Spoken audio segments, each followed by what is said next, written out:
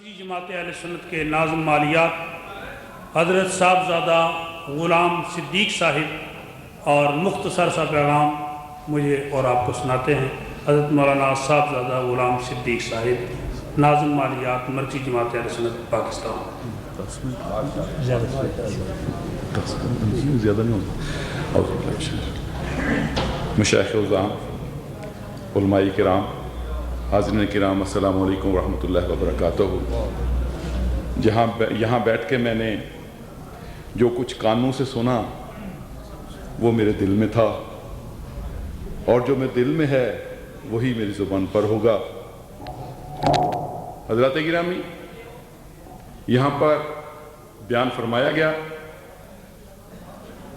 کہ نظام مصطفیٰ کے نفاذ کے لیے سب سے پہلی ضرورت ہے کہ کوئی زمین کا ٹکڑا ایسا ہو جس پر نظام مصطفیٰ نافذ کیا جا سکے۔ قائد اعظم محمد علی جناح نے پاکستان کی باقی دلیلوں میں سے ایک دلیل یہ بھی قائم کی تھی کہ مسلمانوں کو ایک ایسا خطہ زمین چاہیے جس پر وہ اپنے عقیدے، اپنے خیال، اپنے عقائد کے مطابق زندگی گزار سکیں، یعنی نظام مصطفیٰ نافذ کر سکیں۔ آج تک یہ نظام مصطفیٰ کی تحریک چلتی رہی ہے۔ قدرت کا نظام مد و جزر ہے، کبھی اوپر کبھی نیچے، تو یہ تحریک چلتی رہی ہے، ختم نہیں ہوئی۔ یہ تحریک کی تکمیل صرف اس دن ہوگی جس دن نظام مصطفیٰ پاکستان میں نافذ ہو جائے گا۔ جب تک نظام مصطفیٰ نافذ نہیں ہوتا، نظام مصطفیٰ کی تحریک جاری اور ساری ہے۔ حضرات گرامی، میں بھی مالیات سے منسلک ہوں، جماعت اہل سنت پاکستان کے، اور میرے محترم مکرم نوجوان سید مزمل حسین شاہ صاحب اور ہمارا ایک ہی شہر سے تعلق بھی ہے، تو میں دیکھتا ہوں جو حالت میری ہے وہی ان کی ہے۔ اب میں آپ کو کیا کہوں، ان کی تقریر سننے کے بعد مجھے وہ بات یاد آ گئی کہ بھوکے نے بھوکے کو چپیڑ ماری، دونوں کو غش پڑ گیا، ایک کو چپیڑ کھا کے دوسرے کو چپیڑ مار کے۔ تو حضرات گرامی، میں آپ کے حضور حاضر ہوا تھا کہ آپ بڑے صاحب ثروت ہیں، ایک ایسے ملک میں رہتے ہیں جس کی 1 پاؤنڈ 50 روپے کے برابر ہوتا ہے، تو جماعت اہل سنت پاکستان کو کچھ آپ سے تعاون ہوگا۔ آپ کی حالت دیکھ کر جی تو یہ چاہتا ہے کہ میں ہی آپ سے تعاون کر دوں۔ تو حضرات گرامی، میں توقع رکھتا ہوں کہ یہ حالات بھی نہیں رہیں گے، جس طرح میں نے کہا ہے مد و جزر ہوتا ہے، تو یہ بھی جزر ہوگا، اور مد جو ہے وہ ضرور آئے گی، اور وہ مد جو ہے وہ جماعت اہل سنت برطانیہ کے لیے بھی ہوگی اور پاکستان کے لیے بھی ہوگی۔ حضرات گرامی، پاکستان میں جماعت اہل سنت اس وقت متحد ہے، یہ ایک فوقیت ہے ہمیں آپ پر۔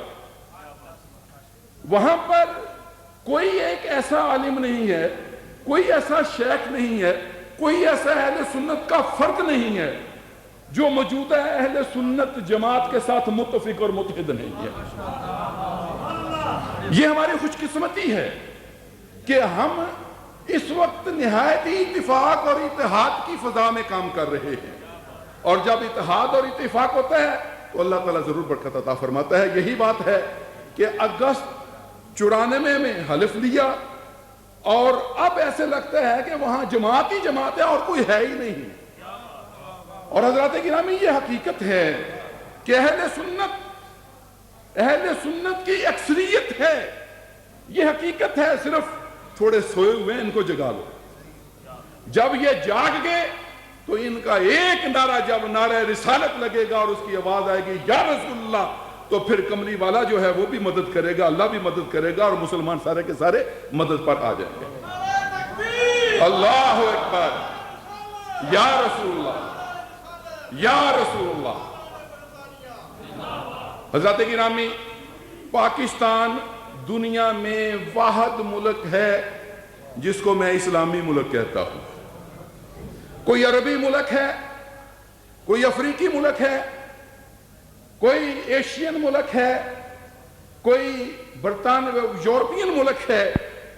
اگر دنیا میں کوئی اسلامی نظریے کی بنیاد پر جس میں کسی نسل کا کوئی تعلق نہیں ہے، جس میں کسی بولی کا تعلق نہیں ہے، جو ملک قائم ہے اور اسلام پر قائم ہے، وہ وحد اور صرف وحد پاکستان ہے۔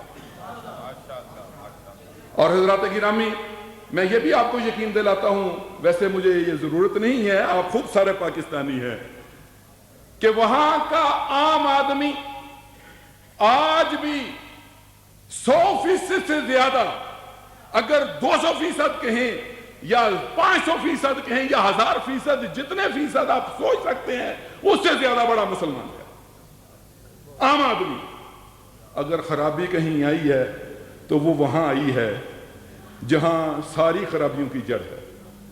ایک دوست بات کر رہا تھا کہ پاکستان کو اللہ تعالیٰ نے ہر نعمت سے نواز رکھا ہے، وہاں پر دریا بھی ہیں، پہاڑ بھی ہیں، سبزہ زار بھی ہیں، ریگستان بھی ہے، پھل فروٹ سبزی ہر چیز ہے، کھانے پینے کے لیے لباس کے لیے سب کچھ ہے، اور سب کچھ اللہ تعالیٰ نے عمدہ عطا فرما رکھا ہے۔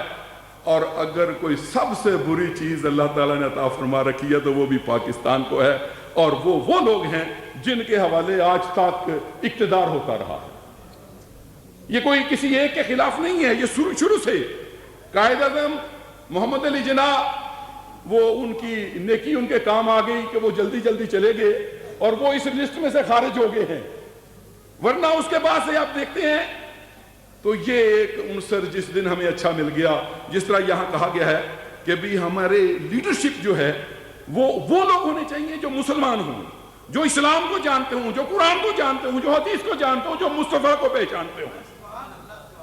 جب لیڈرشپ وہ آ جائے گی تو پھر نظام مصطفیٰ تو ہمارے دلوں کی دھڑکن ہے، وہ لمحہ نہیں لگے گا کہ نظام مصطفیٰ وہاں نافذ ہو جائے گا، اور میں اور آپ اس کی اگر خوشیوں میں شامل نہ ہوئے تو یقیناً ہماری اولادیں یا ان کی اولادیں توقع رکھنی چاہیے۔ لا تقنطوا من رحمت اللہ۔ السلام علیکم ورحمۃ اللہ وبرکاتہ۔ حضرت صاحبزادہ صاحب نے مختصر سے وقت میں جماعت اہل سنت کا تعارف بھی اکثر انداز سے پیش